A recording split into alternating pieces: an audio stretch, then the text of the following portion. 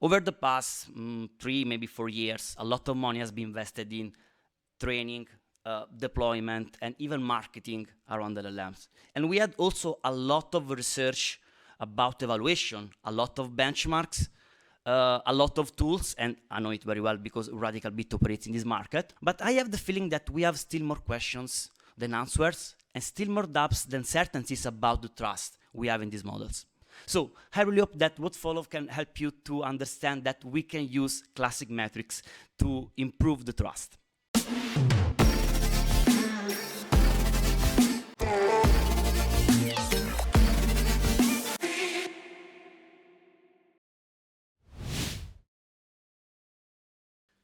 Okay, hi everyone. Thank you for having me in this beautiful conference. My name is Mauro. I'm a data scientist, and if you're doing the same job, probably you have some models running in production right now, and maybe we are sharing the same worry. Are they performing well? Can I trust them? And most importantly, how confident am I that they will keep performing well tomorrow, next month, or a year from now? As AI models are getting more complex and central in the solutions we develop, the need for monitoring them is no longer optional, but it is crucial. So today I would like to share with you the lessons I've learned and the challenges I've faced in the field of AI monitoring, working as data scientist at Radicalbit. Then let me share also the little contribute we are trying to give to the open source community, because last summer we released our open source monitoring platform, which is a tool that we use also internally in our enterprise solution to monitor data and models over time. But then we decided to make it available for everyone. So I really hope you can enjoy it. Controlling AI, what does it mean? When I have to define it, I like to use an example that personally I find I consider straightforward. Imagine you're driving a car without any indicators, no lights, no speedometer, no gauges, nothing. Would you ever drive it? I guess you wouldn't. And basically, I can imagine 2 main reasons why. Reason number 1 is that if you have any kind of problem, let's say you are running out of gas, simply you are not aware.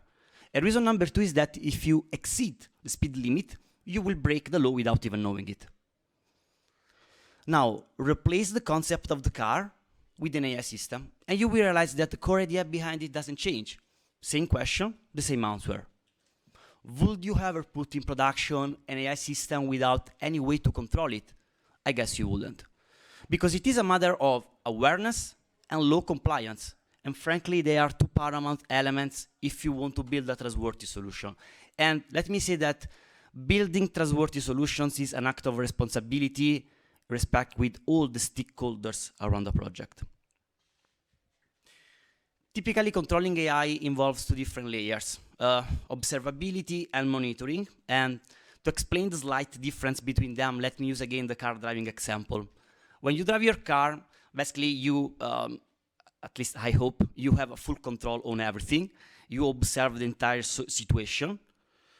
But then imagine that you have for example, a problem. You have got a flat tire, so you start to monitor a specific problem. And that's exactly the difference between observability and monitoring in AI. While observability involves to focus on the entire solution, AI monitoring involves to focus on specific problems. For example, decreasing accuracy, or maybe an increasing response time, and so on and so forth. Anyway, throughout my presentation, let me just use the word monitoring just to avoid to go deeper in terminologies, making my speech more tough than needed. So now that we know the main roles played by AI monitoring, just to make a recap, they are awareness and law compliance. Let's find out an answer to the next 2 logical questions we can have. What I have to monitor and when to do it. Let me say that wasn't simple organizing information in the following slides, because according to my experience, monitoring is something that you build on top of your needs. It's something that you build on top of the use case. For example, if you use GPT-4, maybe you don't need to monitor what happens during the training, because unless you are a billionaire, you don't train that model. But anyway, there are 3 different key aspects in 3 different moments that you have to monitor. And they are data monitoring, model monitoring, and infrastructure monitoring before the deployment, right after the deployment, and long term. So let's just analyze these different scenarios. Data monitoring before the deployment. Maybe monitoring here, to be honest, is not the right word. Maybe exploration would fit much better. But independently from that, here happens something of paramount, because we set the expectations of what we want to see once in production. Before the deployment, we identified distributions, relationship, and all the traits and the shape of the data set. And then we would like to have the same information once we go in production. Then right after the deployment, typically we can have two different problems, and both are connected to the expectations we have set in the previous step: data quality and data drift. Data quality is basically any kind of problem that can affect the integrity of the incoming data in the system, missing values, outliers, range violations, schema violations, and typically to detect them you have to create some custom rules, deterministic rules. Data drift instead is a deeper phenomenon that happens when the distribution of the same variable changes over time. And basically you can rely on two different techniques to be aware of the data drift: offline and online detection. Offline is when we compare two different batches of data, typically the training set against some production data. So we have to wait to accumulate production data. When we have enough, we can compare these two objects using some statistical techniques. Online detectors instead is when we use algorithms which came from the online machine learning paradigm. Basically, they are able to detect a drift, analyzing one data after one data. They work on a data stream. Let me say that in our enterprise solution, we use a lot online detectors, and that's the reason why I'm spending some word about it, because we have done a lot of research about it. And then in long term, basically, you have to monitor again data quality and data drift until you are receiving data in production. Model monitoring before the deployment. Here is very similar to the data, but this time we set the expectations about the performance, the target performance we want to reach. Because before the deployment, usually we train, evaluate, and test the model. Let's say that we reach an accuracy of 96%, and we would like to reach and achieve a similar performance also when we are in production. Then right after the deployment, let me say that being a data scientist, this is a very interesting moment because it is the moment of the truth. And about the truth, if you have the ground truth, which is the model which is the value that your model is trying to predict, grab it. Because the feedback or the ground truth, if you have it, you can compare it with the prediction, and this comparison allows to compute any kind of metrics to measure the quality of the model. And if you keep track of these values over time, for example, you can see if the accuracy is decreasing, which can be a tale of something that usually happens in long term. There is a very subtle phenomenon called concept drift. Basically, concept drift is when the relationship learned by the model during the training between features and target is now different, making your model completely outdated. And the only way to solve this problem is by retraining the model, and monitoring metrics over time is a great way to be aware of concept drift. Last but not least, infrastructure monitoring. Maybe it's the most important part. According to my opinion, what makes the difference between a toy machine learning solution and a ready-to-go machine learning solution is having infrastructure and the know-how to monitor it. Before the deployment, typically you have to understand how to build the architecture that will hold and will host the solution. How many inferences, so for example, the throughput, do we go on cloud, on-prem, do we need GPU, and stuff like that. Then doesn't matter if you deploy the model 1 hour ago, or maybe 1 year ago, you have to monitor any kind of information, system metrics, and logs that your system is able to produce, because this is a great way to prevent problems that for sure you will have in the future. Okay, let's go into practice finally. And I would like to show you some tips and some methods to evaluate your model. And yes, I've said evaluate because there is a strong relationship between evaluation and monitoring. Because if you want to monitor in production, you have to implement a logic to process this information and collect this value over time. And I know that I should distinguish between classic machine learning and large language models, because anyway they have different operational flow. But let me be very honest, I don't want to talk about how to monitor a classic machine learning model because basically two main reasons. Reason number one is that I don't want to bore you talking about very well-known techniques. In late 2024, you know, it could be a little bit weird. But the second reason is that in some way I will bore you talking about these techniques because at the end of the day, a large language model is just a machine learning model, a big machine learning model. And what we can borrow from the classic theory is fortunately a lot.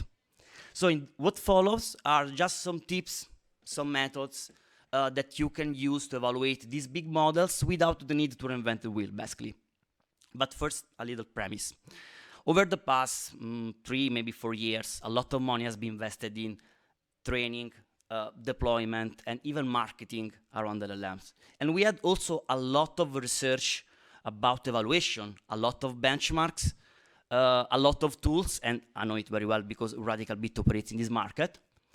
But I have the feeling that we have still more questions than answers, and still more doubts than certainties about the trust we have in these models.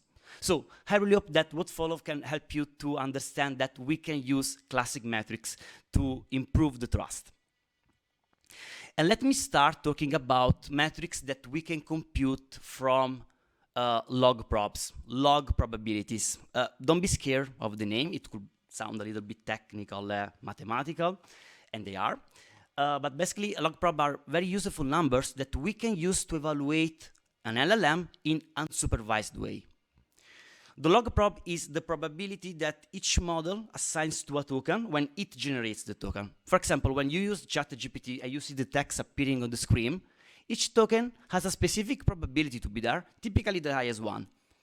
But this probability is in a different scale. And the reason why we change the scale is because a very well-known phenomenon and problem in information technology known as underflow problem. Basically, a computer struggles to process very small number close to zero, rounding them to zero. Of course, it's a problem. So just to solve the problem, we change the scale to the natural logarithmic scale. And that's it. But anyway, using log probs, we can compute a lot of metrics. And of course, I won't be able to go into all of them. But let me show 3 of them that have been very, very useful across my past projects. They are linear probability, perplexity, and retrieval confidence score. So let's dive in. Linear probability. Basically, this is just a log prob, but without the log. So we just turn back to the original scale. And we can consider the probability has a confidence score, so we can understand how the model is confident when it predicts something. Let's see this example. Here we use GPT-4 Mini, and we want to solve this task. Complete the following sentence using only one word, blah, blah, blah. And the sentence is, my name is Mauro, I come from Naples, and I love to eat underscore. Then I enable log prob, and then I want to see also top 10 tokens with the highest probability. And finally, I compute the probability, but please don't focus on the math, doesn't really matter in my speech. And the generated token is pizza. And frankly, makes sense. I came from Naples and I love to eat pizza. Now let's give a look to the bar plot with the top 10 tokens, but don't focus on the alternatives.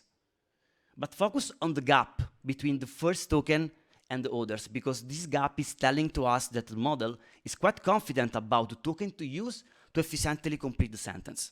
And that's the reason why we can use probability as a confidence score. For example, I'm quite sure that you know all about hallucinations. Basically, is when an LLM makes stuff up, inventing fake information. And if we stop to the text, maybe we are not able to detect an hallucination. But if we look probabilities, computed starting from log probs, maybe we are able to see a lower level of confidence. So probability is a great way to detect hallucinations, they are a very big problem with LLMs. The second metric is perplexity, which is very famous. It comes from the natural language processing world. Basically, perplexity is a measure of uncertainty to predict the next token given other tokens in the context. So this time we have to take into account the whole context. Let's see this example. We use the same model and we solve the same task. Complete the following sentence. I came from Naples. my favorite football player is Maradona, and my favorite football team is underscore. I enable log props, and I compute Perplexity, and also in this case, don't focus on the math. And the model answers Napoli, intended as the football team, of course, with a perplexity of 1, which is the ideal value. 1 means that the model is quite confident about the token to use to complete the sentence given the context. Let's see what happens if I remove information from the context. Let's complete this sentence. My favorite football team is underscore. It can be any football team in the world. And the model generates just Manchester with a perplexity of 10, almost 11, which means that the model can choose between almost 11 tokens with the same probability. It's a level of uncertainty, of course. There is a rule of thumb. The longer the context, the lower the perplexity. So we can use this metric to evaluate the confidence of our model in use cases in which the context matters. The last one is retrieval confidence scores, which is something that we compute starting from probabilities, so it ranges between 0 and 1. And we can use it to evaluate RAG systems. If you are not familiar to RAG, but you are, basically is when a model access to some context, usually not present in the training set, to generate coherent answers to the user question. Let's see this example. Your goal is to answer only the questions according to the provided context. Then I will pass the context and finally the question. And the context is, my name is Mauro, I come from Naples. On December 11th, I will be speaking at AI Heroes about AI monitoring. And the question is, where is Mauro from? Well, the answer is into the context. I come from Naples, and the model generates the right information. Mauro is from Naples, with a very good retrieval score of 1. Let's see what happens if I ask something which is not coherent. We don't have coherence between the questions and the information in the context. Where will be Mauro in 2013? Who knows? I don't know. And even the context. And in this case, the model, of course, not having this information in the context, generates a retrieval confidence score a little bit lower. So we can use this technique to compute the coherence between the questions and the context. For example, let's say that you have a chatbot powered by an LLM about financial services. Maybe you don't want the user starts conversation about football or maybe off topics. Maybe you want to track this unwanted behavior, and maybe later you want to build also a guardrail around the model. Okay, so that's a great way to be sure about this kind of metric. Now, let me talk about another category of metrics that we can compute this time to evaluate LLMs in supervised way. And I'm talking about factual correctness. Factual correctness can be defined, I would say, like the accuracy of the model. If your model does what it's supposed to do, its output is factually correct. If you use an LLM to generate Python code and the code works, its output is correct. Again, if your RAG system extracts information from the right sources, its output is correct. And I could continue, because LLMs have opened a wide range of use cases, and most of them can be evaluated using factual correctness. But it is not so simple, because we have to distinguish between two different categories of output: open-ended and close-ended output. Open-ended is when the model can produce the right information, but in different ways. For example, if I ask to GPT-4, what is machine learning? And then I ask the same question, using the same model, but 1 minute later, I'm quite sure that both responses will be great and correct. So which one I have to choose if both are correct? To solve this problem, I have to use an evaluator that can be a human, the so-called human in the loop, or a second AI, the AI as a judge. And I will spend some word about it in a while. Close-ended output, instead, is when the model can produce an answer between a finite number of categories. And guys, this is a classification problem. We can rely on classification techniques to evaluate this model without the need to use fancy metrics. Let me spend some word about AI as a judge, because anyway, it's a trendy phenomenon that we have seen a lot, and also Radicalbit implements this feature in the enterprise solution.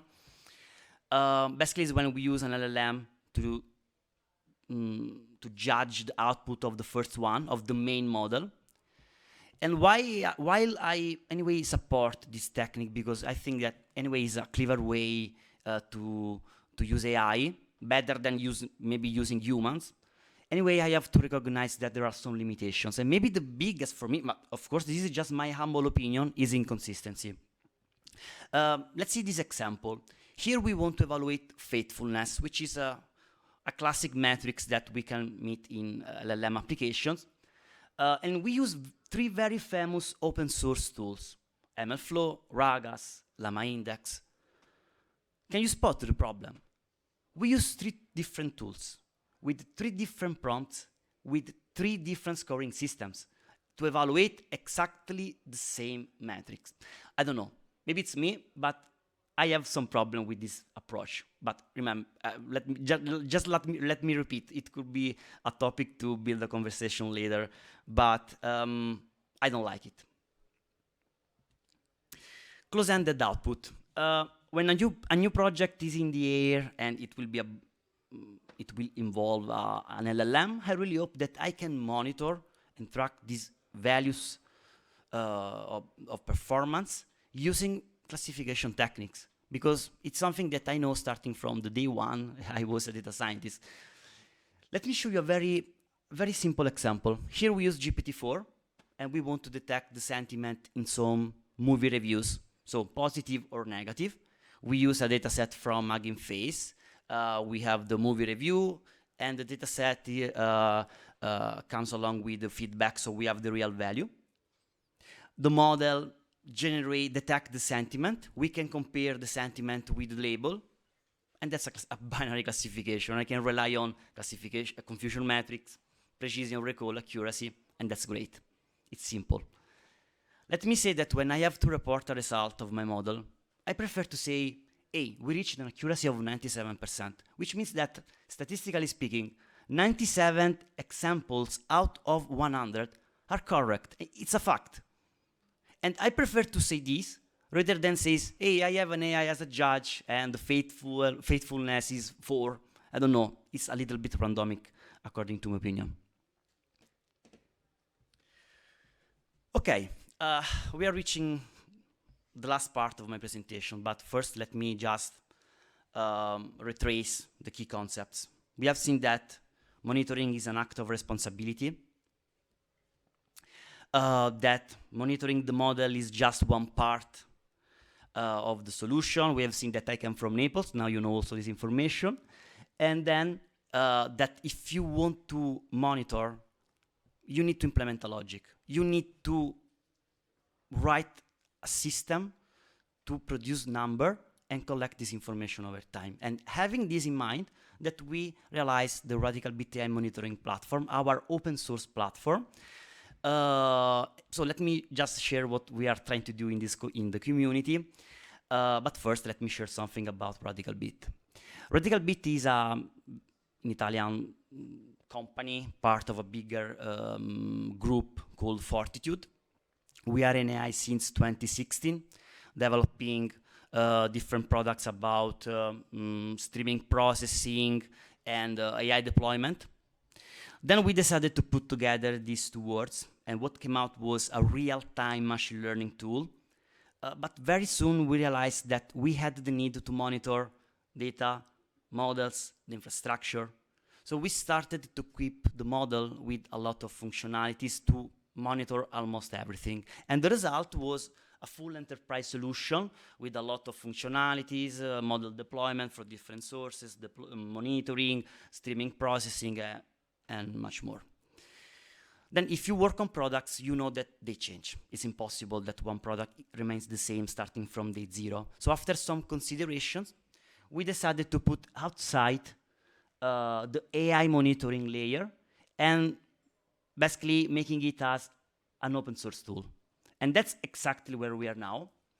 Last June, we released the Radicalbit AI monitoring platform.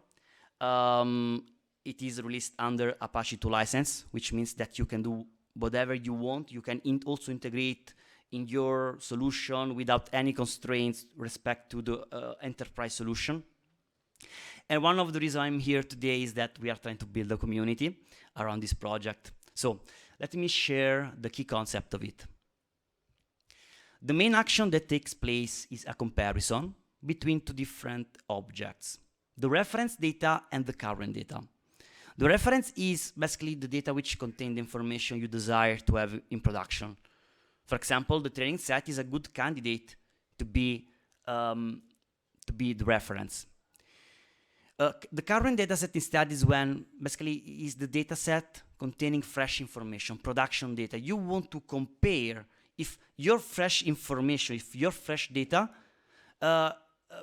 contains the same information that you have found in the reference. Then we compute metrics about data, about the model, and we compare all this information with a drift engine that will alert just in case. Now, maybe you can think that we have incredible algorithms able to detect even the smaller difference between reference and current, but the real answer is no, and the complete answer is not yet. But let me explain. To use the platform, basically there are two entry points. The SDK if you want to do stuff programmatically with Python, or the UI if you want to exploit the web interface. But anyway, both communicate with an API connected to a job Spark, and the job Spark is hosted by a Kubernetes cluster. And that's the thing that I want to highlight. When you install the platform, you bring up a ready-to-go in production tool with Kubernetes, Docker. You can configure your cluster. You can configure your Spark cluster according to the hardware requirements. Then if you want to use a specific algorithms that we don't have yet, maybe you have just to write the Spark code of the algorithms. But in the meanwhile, we are using a ready and stable tool for production. Unfortunately, I won't be able to run a live demo from scratch because installing a Kubernetes cluster and running a job Spark takes minutes. The process is in batch, and I don't have here these minutes. But anyway, let me just give you a tour of the platform. And let me start from the SDK. The SDK is thought to be very simple, and few actions are required, so you can easily integrate within your project. First of all, you have to create the model. And create the model means that you have to specify all the information around that model. For example, the task to solve, the type of the data, and then all the fields, all the data that you want to monitor over time. So they can be features or maybe the output of the model, the field generated during the inference, for example. And then you just have to upload the reference dataset, and when you will have it, the current. Let's see what happens into the UI.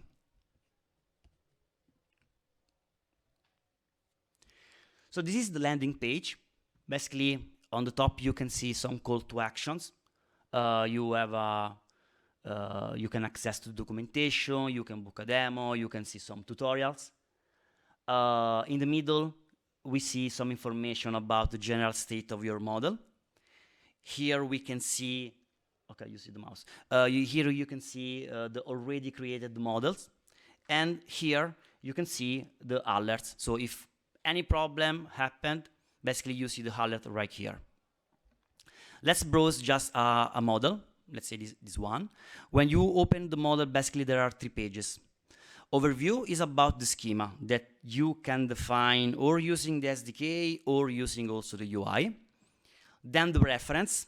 So basically, when you upload the reference dataset, the model create a dashboard automatically about data and about model, computing charts and statistic information. And then when you upload the current dataset, the platform compute exactly the same analysis, but this time putting side by side in gray the reference, in blue, in gray the reference, in blue the current, so you can see the difference, of course, about data, about the model. And then we have also a 3rd page about drift. Basically, you can see if any field that you are monitoring over time has a drift or some strange behavior. Of course, you will see this information also in the alert section. Okay, just to conclude, let me say that we are in the early stage. Let me be very, very honest. And we are trying to build a community around this project. And, you know, it would be very nice to have your feedback. So you can easily install the platform. You can use some default demo that you have when you install the platform. And then maybe you can just leave a feedback on our Discord channel. Positive feedback will be great, but negative feedback will be even better because it means that we can improve something, of course. And just last thing, of course, we don't want to rely exclusively on the community, but we have a long roadmap in front of us. We take on these improvements. We want to extend metrics, the same that I have presented before. Maybe we have also an open pull request about SDK enhancement. Basically, you will be able to build the charts also in the notebook without the need to use the UI, and basically the tracing and all the stuff around LLM that is required in 2024. So thank you so much. And if you have any kind of question, I will try to give you an answer.